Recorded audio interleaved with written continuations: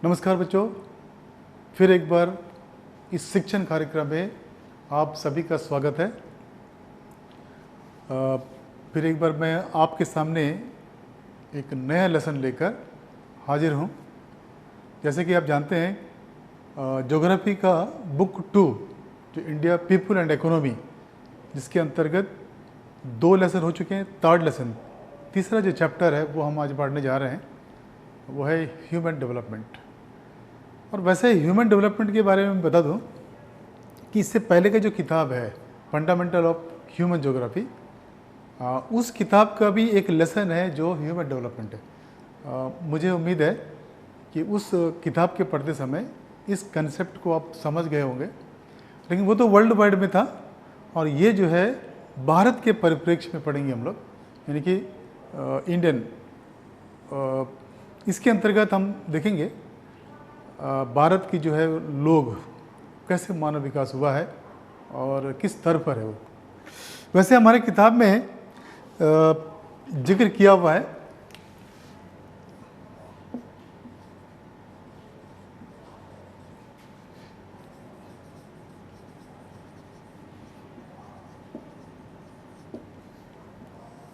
Human development, मानव विकास।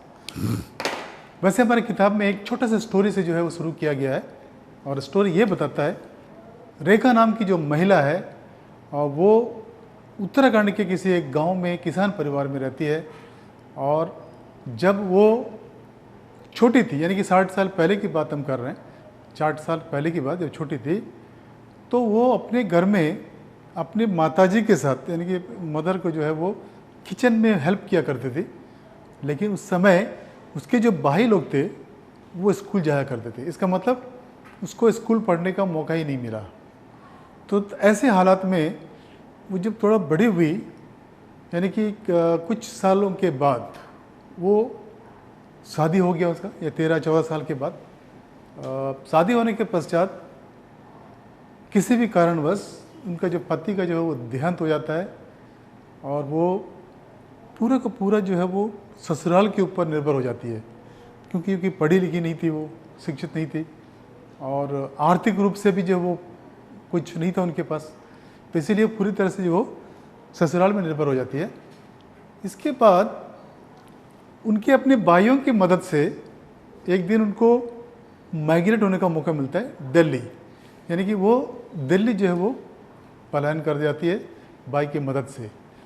और जब वो बस में चढ़ती है, फर्स्ट टाइम अपने लाइफ में फर्स्ट टाइम वो निकलती है गांव से, और वो बस में, फिर उसके बाद ट्रेन, या फिर दिल्ली की ओर जो वो जर्नी करती है, तो उस चकाचौंध वातावरण को जब देखती है वो एकदम नया कुछ, बहुत कुछ उसको वो अनुभव के बिल्कुल विपरीत था। गाड़ियाँ देखती है, नए नए रोड, बड़े बड़े रोड, ट्रेनों का आवागमन और लोगों का जो भीड़ है वो।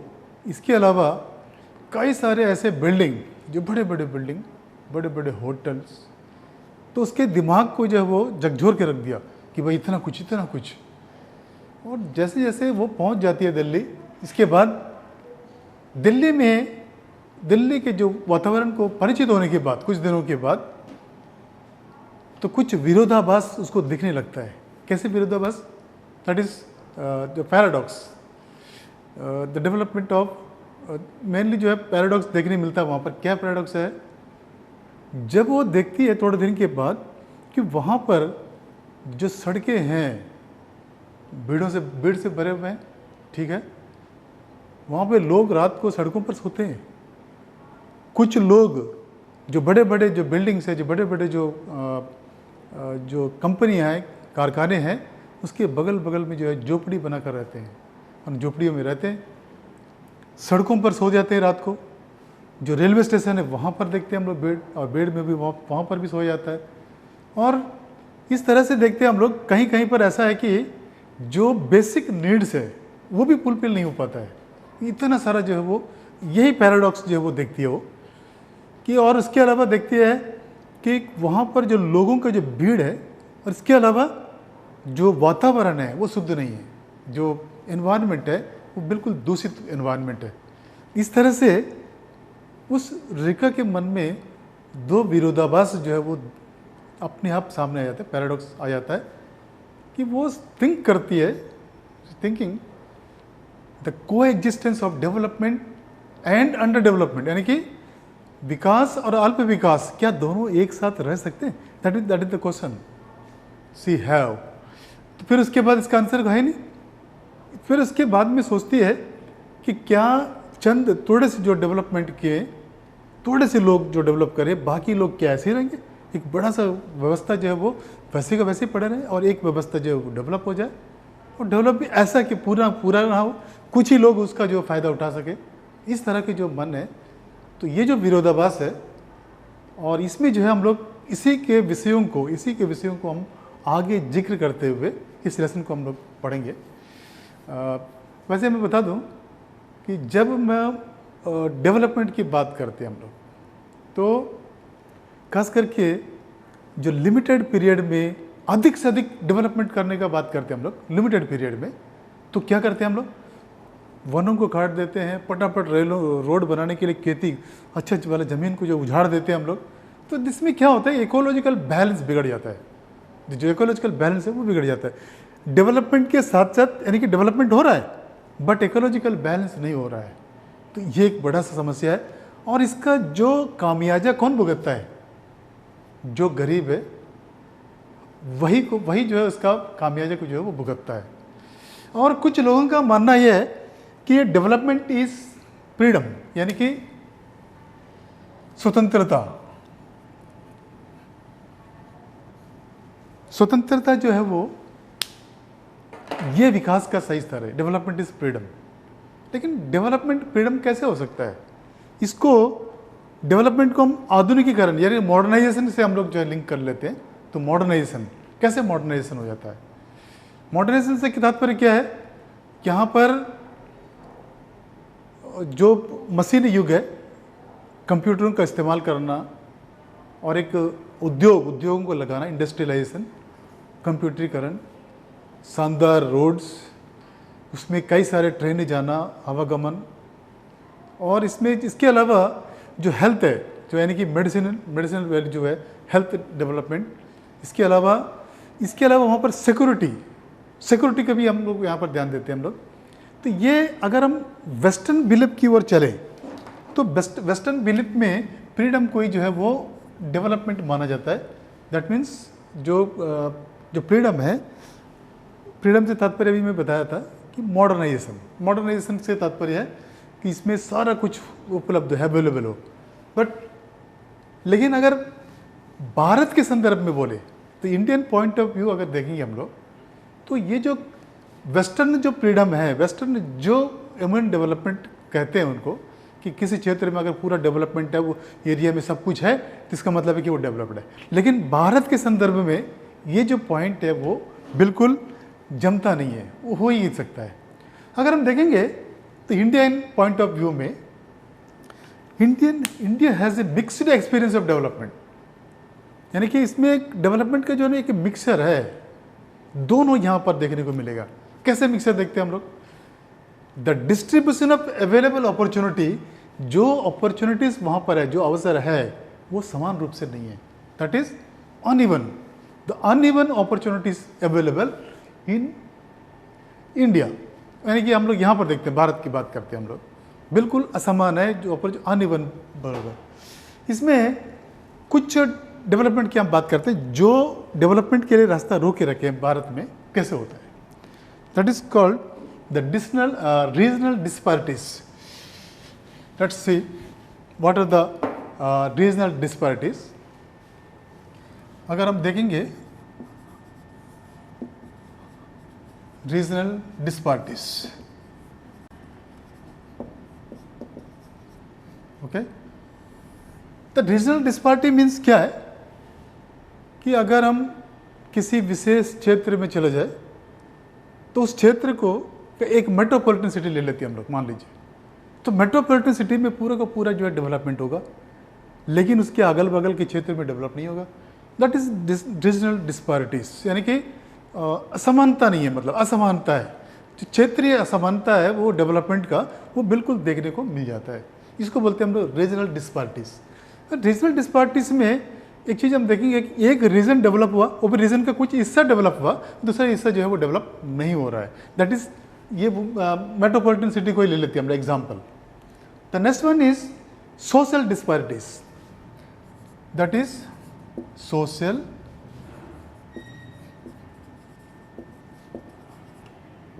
डिस्पैरिटीज।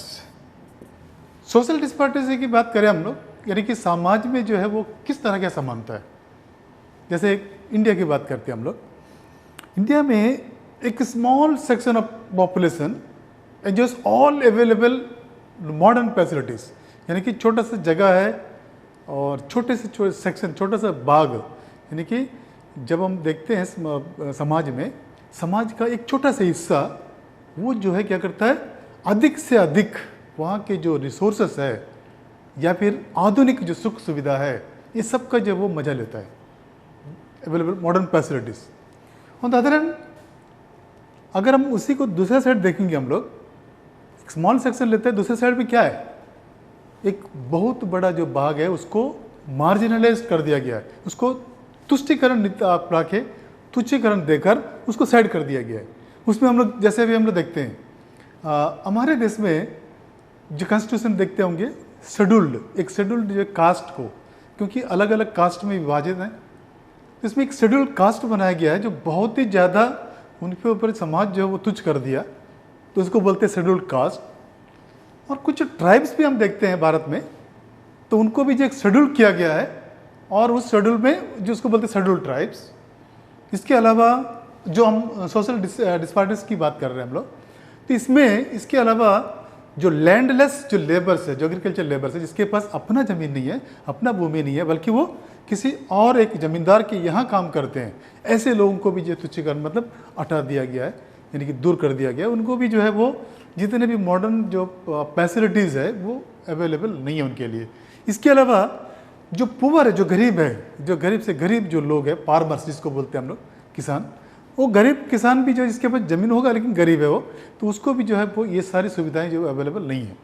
इसके अलावा आप देखते हैं जो स्लम ड्वेलर्स, जो झुग्गी झोपड़ी में रहते हैं, जो घर में रहते हैं, इसके अलावा और भी जो कई लोग हैं जो गांव में, ऐसे लोग मिलेंगे जिसके यहाँ जो ये सोशल डिस्पैरिटीज जो वो देखने को मिलता है। तो ऐसे में हम डेवलपमेंट की बात हम कैसे कर सकते हैं। फिर इसके बाद देखते हैं हम लोग जो सोशल डिस्पैरिटीज की बातें हैं, खास करके ऐसे लोगों को कम से कम जो बेसिक एमिनिटीज है, जो बेसिक नीड्स है, वो भी नहीं मिल पाता है। जो बेसिक नीड्स में क्या हम बात करते हैं, जैसे अभी वाटर है, पानी और शिक्षा, इसके अलावा जो हेल्थ फैसिलिटीज़ है, तो ये भी जो है खास करके उनको अवेलेबल नहीं हो पाता है। इसके बाद नेक्स्ट देखते हैं हम लोग disparities between main and women. Disparities between main and women,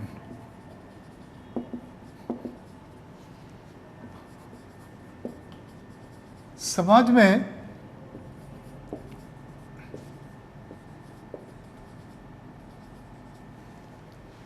अगर हम समाज में देखेंगे तो जो भारतीय समाज है, जो इंडियन सोसाइटी है, इसमें जो डिस्पैरिटीज, जो असमानता है, वो मेन और वुमेन में ये ज़्यादा देखने को मिलता है। यानी कि जो महिला और पुरुषों की बात हम करेंगे हम लोग, ये महिला और पुरुषों में महिलाओं का जो दबदबा है, या महिलाओं को जो है वो पुरुष जो है वो दबाने का एक इनको मतलब मोस्ट मार्जिनलाइज कर दिया गया है, किसको, महिलाओं को।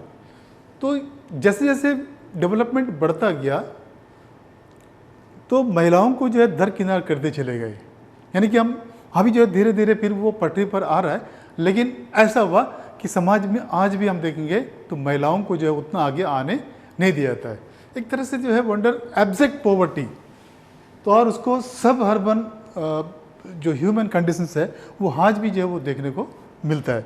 इसके अलावा नेक्स्ट हम देखते हैं जो रीजनल डिस्पैरिटीज में एक और चीज़ हम देखेंगे, इसमें कम से कम जो 90% जो इंफॉर्मेशन टेक्नोलॉजी बेनिफिट है आज भी हम देखते हैं पूरे देश में, तो वो कौन देखता है, सिटीज़ को जाता है। तो बाकी जो गांव क्या करेंगे, गांव को जो है वो मौका नहीं मिलता 90%। तो ये डिस्पैरिटी देख लिया हम लोग कि गांव में जो है वो नहीं मिलता है, जो शहर में मिल जाता है। That is regional disparities. और अभी अब करीब करीब 70 to 75 ईयर्स जो है वो इंडिपेंडेंस हो गया, आज भी हम देखेंगे हम लोग लगभग 40 करोड़ पीपल आज भी पुअर है। तो ये होता है डिस्पैरिटीज, सोशल डिस्पैरिटीज। इसके बाद देखते हैं हम लोग कम से कम 70% of the wealth and total का 70% of the wealth of India in the hands of only 10% of people. खाली लोगों के 10% लोगों जो है वो लोगों के हाथ में है, यानी कि 70% जो वेल्थ है वो पूरा का पूरा केवल 10% लोगों के हाथ में है। तो बाकी जो 90% जो लोग हैं, इसका मतलब है कि वो पूरी तरह से अमीर नहीं है, पूरी तरह से वो डेवलप नहीं है, यानी कि अपनी इच्छाओं की जो पूर्ति है वो नहीं कर पा रहे हैं।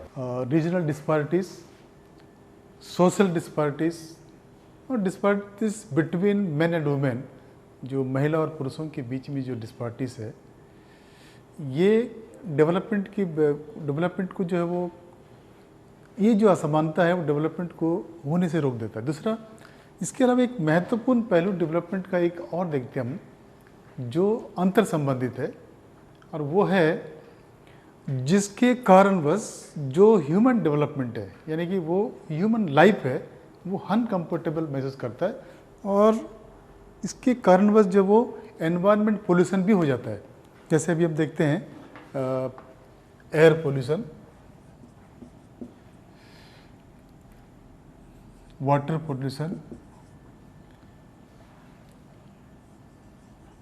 Land pollution and another one is noise pollution, जो नॉइस होता है, जो ज़्यादा नॉइस पोल्यूशन।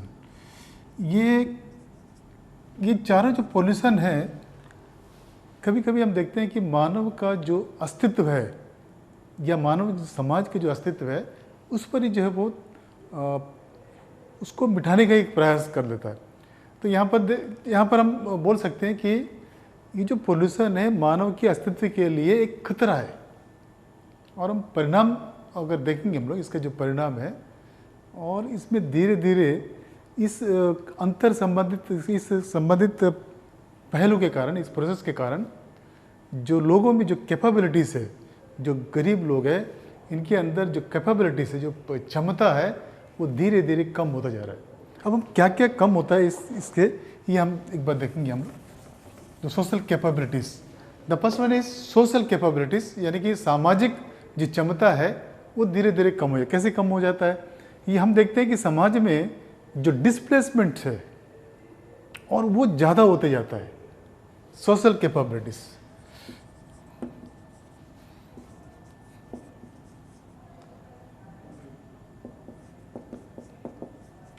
यानी कि सामाजिक जो क्षमताएं हैं वो धीरे धीरे कम हो जाते हैं। यानी कि देखते हैं लोग आपस में जो डिस्प्लेसमेंट, यहाँ से वहाँ चले जाना, तो इसमें कम हो जाता है। इसके अलावा देखते हैं कि सामाजिक जो संबंध है, जो टाइस है आपस में, वो धीरे धीरे कमजोर होता चला जाता है, जिससे कि सोशल कैपेबिलिटीज जो वो कम हो जाता है। इसके अलावा देखेंगे हम लोग एनवायरमेंटल कैपेबिलिटीज।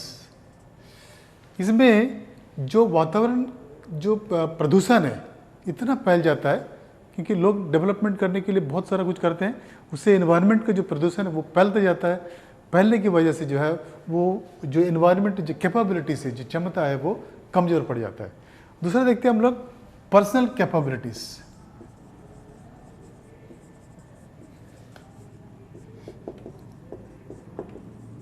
पर्सनल कैपेबिलिटी से तात्पर्य क्या है कि इसमें लोगों के अंदर बीमारियां बढ़ना, ऐसे इंसिडेंट्स होना और एक्सीडेंट का होना, ये सब जो है वो पर्सनल कैपेबिलिटीज़ के अंतर्गत आ जाता है। तो लगभग हम देखिए यहाँ पर क्या हुआ है। अब हम चलते हैं कि वास्तव में ये मानव विकास क्या है। अब हम इस पर विचार करेंगे हम लोग। वास्तव में ये मानव विकास है क्या? Human development. What is human development?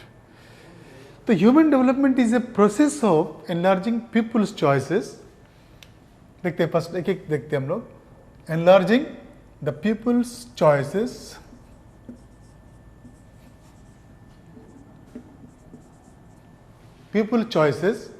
Increasing their opportunities. इसके बाद देखते हैं हम लोग जो अपॉर्चुनिटीज है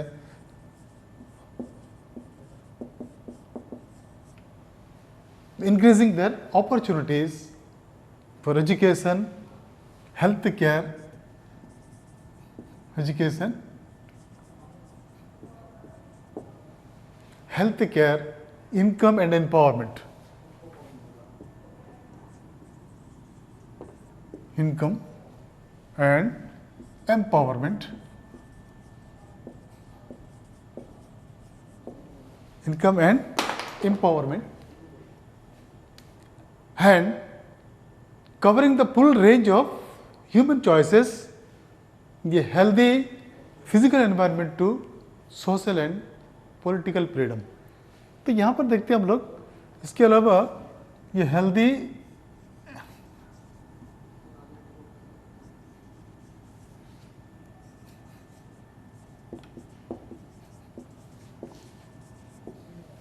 environment to economic, social and political freedom.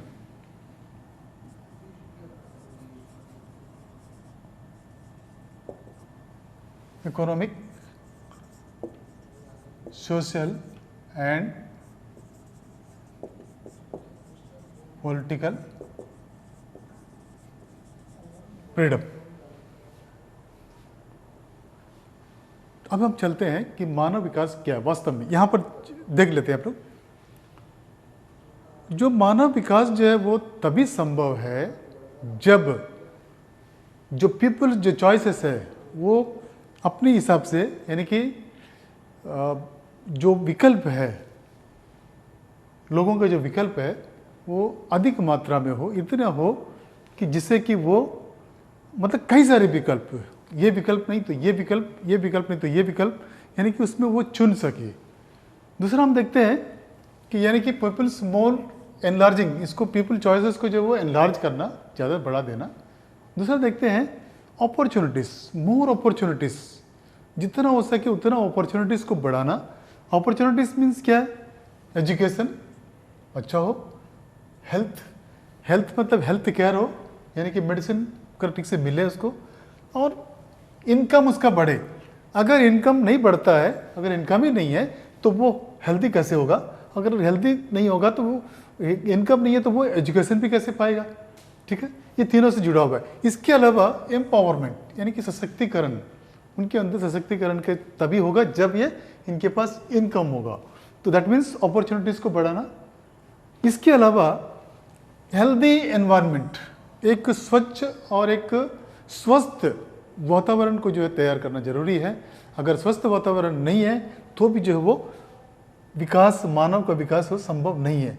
इसके अलावा देखते हैं हम लोग हेल्दी एनवायरनमेंट के साथ साथ आर्थिक रूप से, यानी कि इकोनॉमिकली, सोशल यानी कि सामाजिक रूप से, और फिर देखते हैं हम लोग पॉलिटिकली, यानी कि राजनीतिक रूप से भी फ्रीडम हो, यानी कि स्वतंत्र हो, यानी कि मानव आर्थिक रूप से अच्छा हो, स्वतंत्र हो, और सामाजिक रूप से भी वो स्वतंत्र हो, यानी कि सामाजिक रिस्पॉन्सिबिलिटी उसके ऊपर हो, लेकिन वो स्वतंत्र हो, कोई इसके ऊपर दबाव ना हो। और इसके अलावा राजनीतिक जो स्वतंत्रता है वो भी हो, क्योंकि हम देखते हैं कि कहीं कहीं पर राजनीतिक ऐसा असर होता है कि वो मानव को दबा देता है और वो उसको आगे बढ़ने नहीं देता है। यानी कि इसमें भी वो आज़ाद हो, तब जो है सही मायने में जो मानव विकास है वो संभव हो पाता है। यानी कि ह्यूमन जो डेवलपमेंट है वो इसका ये सारे के सारे गुण हैं, तो जो ये है वास्तविक ह्यूमन डेवलपमेंट, यानी कि मानव विकास। जो मानव विकास की जो परिकल्पना है, जो ह्यूमन डेवलपमेंट जो है, सबसे पहले 1990 में जो है वो इसका एस्टेब्लिश किया गया था, यानी कि और इसको पब्लिश किया गया था। भारत और पाकिस्तान के जो दो वैज्ञानिकों ने, जैसे अभी महबूब उल हक जो वहाँ के सोशलिस्ट थे, और भारत का एक डॉक्टर अमर्त्य सेन, इन दोनों ने जो है इसको सबसे पहले आरंभ किया था, जो मानव विकास की परिकल्पना को। और यूएनडीपी यानी कि यूनाइटेड नेशंस डेवलपमेंट प्रोग्राम, उसके तहत इनको मान्यता प्राप्त हुआ था, और 1990 में जो है वो सबसे पहले पब्लिश किया गया था। तब से अब तक का जो है लगातार हर वर्ष जो है वो पब्लिश होता है। इसमें है क्या है, इसमें 0 से लेकर 1 तक इसमें जो है वो अंक दिया जाता है। जैसे भी हम देखते हैं 0.000, 0.001, यहाँ से शुरू होकर 1 तक ये खत्म होगा, और जो जितना 0 के करीब होगा वो उतना पीछे माना जाएगा। यानी कि ये इसका एक हर साल जो है वो पब्लिश होता है, जो HDI वैल्यूज़, यानी कि ह्यूमन डेवलपमेंट इंडेक्स जो वैल्यूज़ है वो हर साल जो वो पब्लिश होता है। और उसके तहत जो है सबसे पहले 0 से लेकर 1 तक का इसमें अंक मिलता है, और इसमें जो ज़्यादा अंक लेगा वो इसका मतलब है कि ह्यूमन डेवलपमेंट विकास में वो अव्वल रहेगा। इस तरह से अभी भी हम देखते हैं कि पूरे के पूरे विश्व में हमारा जो भारत का जो स्थान है वो 2011 के एक रिपोर्ट के अनुसार, जो हमारी किताब में है 2011 की रिपोर्ट के अनुसार हम बताएंगे, उस समय कम से कम 134th रैंक था हमारा, 134th रैंक, यानी कि 134वां स्थान था हमारा इंडिया का जो रैंक है। और उसमें कम से कम करीब 172 स्टेट्स थे, यानी कि कंट्रीज थे। 172 कंट्रीज में 134th हमारा रैंक था जो ह्यूमन डेवलपमेंट इंडेक्स में, यानी कि उस समय जो वैल्यू हमको मिला था 0.554, यानी कि ये जो है 2011 की बात करेंगे हम लोग, 547 आई थिंक 547 2011 में 0.547 था, और इसमें 134th रैंक था। और 2012 में इसका रैंक जो थोड़ा बढ़ गया, 0.554 हो गया, यानी कि 0.554। इस तरह से जो देखा जाता है, इसमें जो है कुछ खास करके जो कुछ इंडिकेटर्स होते हैं जिनकी सहायता से वो निश्चित किया जाता है कि भाई कितना अंक, किस देश को कितना अंक मिलना चाहिए। वो इंडिकेटर की बात जो वो आगे पढ़ेंगे हम लोग।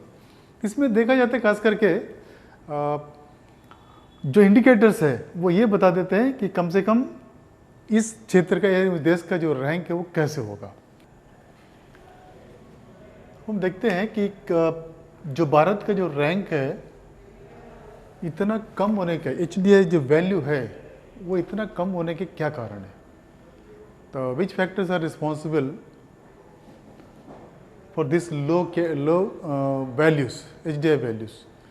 इससे पहले हम फर्स्ट में हम देखेंगे जो हिस्ट्रिकल फैक्टर्स भी देखते हैं। हिस्ट्रिकल फैक्टर्स सबसे पहले,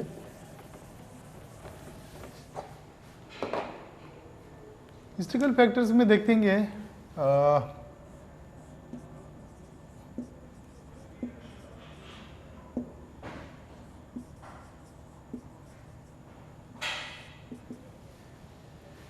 मेनली जो है 2-3 फैक्टर्स का हम लोग बात करेंगे हम लोग। एक होता है कॉलोनाइजेशन, और एक होता है इंपीरियलिज्म, और एक है न्यू इंपीरियलिज्म। देखिए हिस्ट्रिकल फैक्टर भारत का देखेंगे, इंडिया का देखेंगे हम लोग। सबसे पहले कॉलोनाइजेशन, यानी कि इंडिया जो है वो ब्रिटेन की कॉलोनी था। यानी कि हम 1947 से पहले अगर चले जाएं तो इंडिया जो है वो ब्रिटेन का एक कॉलोनी था, और उसको वो सही यूज़ करता था। हमारे रिसोर्सेज का जो यूज़ जो वो इंग्लैंड करता था, एक मेन रीज़न ये था। अगर दूसरा देखेंगे हम लोग इंपीरियलिज्म, इंपीरियलिज्म एक साम्राज्यवाद जिसको हम बोलते हैं। इंपीरियलिज्म जो है वो एक बहुत बड़ा कारण था।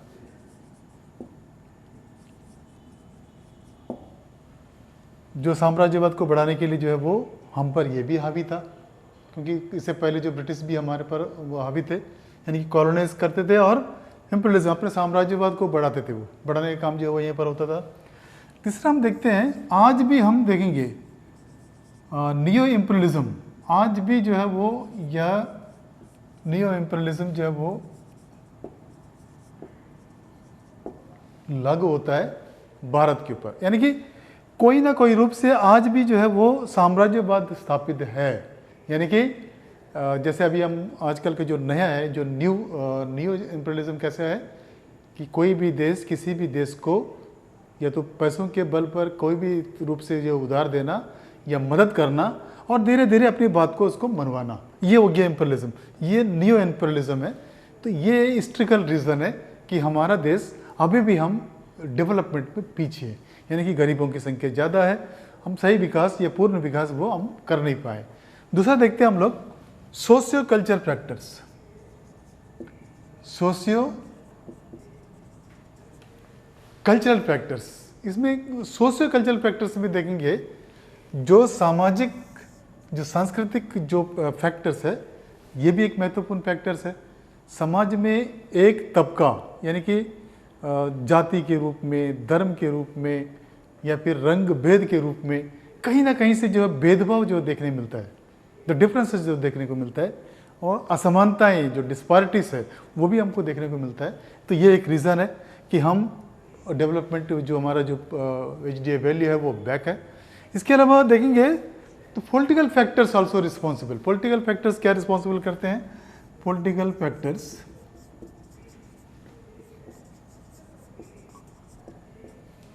तो पॉलिटिकल फैक्टर्स की बात करते हैं। पॉलिटिकल फैक्टर्स में खास करके जो राजनीतिक उथल पुथल है हमारे देश में, ये भी एक बहुत बड़ा कारक है जो सच रूप में या सच मायने में जो डेवलपमेंट है वो हो नहीं पाया।